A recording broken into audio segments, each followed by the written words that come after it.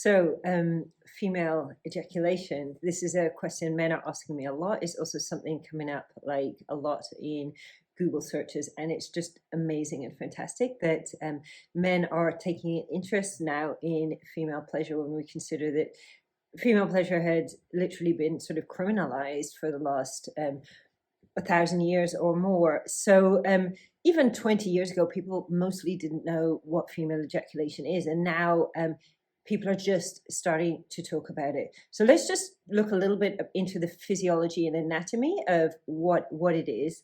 So I think that scientists have recently discovered that behind the G-spot, there's a small gland, which is called the Skene's gland, and a liquid can build up in this, and during sex, it can basically be squirted out. So sometimes this fluid, it will come out through the urethra. This is one kind of female ejaculation, and it will squirt out, and it almost looks a little bit like pee.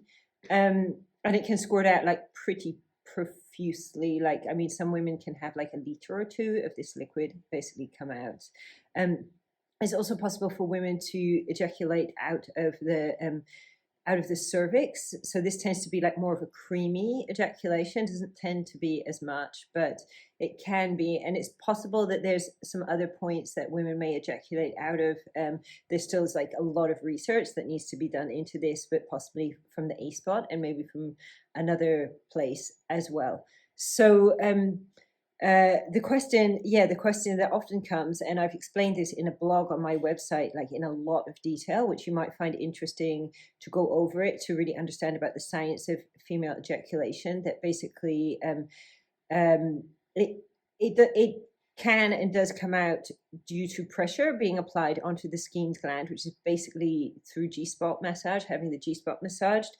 But I also mentioned in this article that there's a kind of aspect to female ejaculation, which is about we can say about how relaxed the woman is, but also literally like the energy, the connection, and the love between the man and the woman has like a huge amount to do with whether the woman is going to ejaculate or not. I mean, also I will add, like some women do ejaculate more, less. I think that when we've cleared out a lot of like our sexual traumas and blockages, we can often like squirt a lot more, or maybe we didn't even squirt before. So my own little story. So in the 90s, I think was the first time I squirted, and I was so shocked. I'd never heard of anything like female ejaculation, and my partner at the time said, "Oh, don't worry, it's just female ejaculation, nothing to worry about." Yeah, so I was like, okay, nothing to worry about. That was good, yeah, because if it had been someone who was like, "Oh my God, you peed on the bed," I probably would have like developed some sort of like massive trauma around this or something, but like, yeah, like over the years, from time to time, it happened. It wasn't anything dramatic, but there was some, some liquid that was a little bit more than just, normal sex liquid, sex juice, or whatever you want to call it, And then there was a time I was really going through this like huge sexual transformation. I'd become like multi-orgasmic, and then I went for this tantric massage, and it was quite strange because a couple of days before going for the tantric massage, I was having like this feeling of like a lot of pressure in my G-spot. And when I went for the tantric massage, the masseuse, he basically just put his fingers like this, just on the outside of my vagina. And I just, gushed the most like enormous amount of liquid out onto the bed. So much. I was quite shocked. And I did actually think, oh my God, I peed the bed, And I remember he went out of the room, and I just wanted to sniff just to make sure, that I hadn't. And then he continued the massage, and a lot, like several liters worth of liquid came out. And since that time, I've definitely had the predisposition that I could squirt like a liter or two when I'm having sex, basically, or having play, or having a tantric massage. So this question I was asked this morning, which was, how do you make a woman squirt without putting like a lot of pressure on it? And that is a great question, because also people are starting to understand that like there's more to sex than just a lot of genital friction and rubbing as hard as you can, or having like a bigger penis, or a higher setting on your vibrator or whatever. Because like there's this energy, this sexual energy, and when we connect with this sexual energy, you know, we can really like bring things about, like bring about amazing orgasms and absolutely amazing female ejaculation without using a lot of pressure.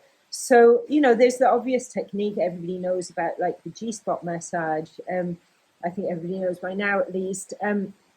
But to really like get a woman to be able to squirt, it's so important that she's relaxed, but it goes beyond just relaxed, because she needs to feel like so comfortable, so safe, so loved, so able to let go. And that's when like it really happens. And even though there's the typical massage of the G spot, which is kind of like this kind of movement, is actually often in this stillness around there, you know, that that this really amazing orgasms and squirting actually happen. And I mean, it is an art. It's something you can take into an art form, and you can really take it. You can take it really far, you know. And just in terms of the woman, in terms of the sexual organs, you know, to spend a long time like really opening up the energy in like a really super like authentic and genuine kind of way, you know, and really just create this strong connection, really feel the energy, start dancing with the energy, first with you, with her, creating this amazing connection, allowing time. Yeah, you don't need to have sex in the first day, the first week, the first month. You could wait a year and have sex. The best sex is what we wait for. It's not what we just happens. And often as a woman, you know, we start having sex when our body isn't quite ready for it. And then everything just shuts down, and we're not really opened up to much of a pleasure capacity at all. So, yeah, like when you get to the sexual organ, spend a long time playing, a long time, you know, when you're going to go inside, spend a long time with that. Don't push in, because when you push into the pussy, you're kind of like messing up the ability of the woman to be able to really have like a lot of pleasure. You're stopping basically the muscles of the pelvic floor and the vagina from really being able to work and orgasm properly. So this is why the majority of women actually aren't having orgasms from penetration, because they're being pushed into too much, and it's just sort of shutting down all those muscles, you know, and it's shutting down the energy, of course, as well. So with the G spot, when you finally get to the G spot, and obviously taking your time, really building up the energy, making sure, checking with her before you put a finger inside, because it's really nice when someone actually checks with you if you're okay, and just makes sure it's the right moment, you know. But you can go like really with like gentle stroking. I mean, I think this stroke to start with, but I think you can also go incredibly gently, just like this. If you can see my finger here, just like this, but really gently. You can get some really amazing squirting going on just with that really gentle touch. And if you really connect with the energy, if your energy is really open, the woman's energy is really open, even with less than that, you can bring about some kind of orgasm and squirting. So yeah, I want to say thank you for asking me that question actually this morning, because there's a lot more to squirting than friction, just like there's a lot more to sex and a lot more to orgasms than friction.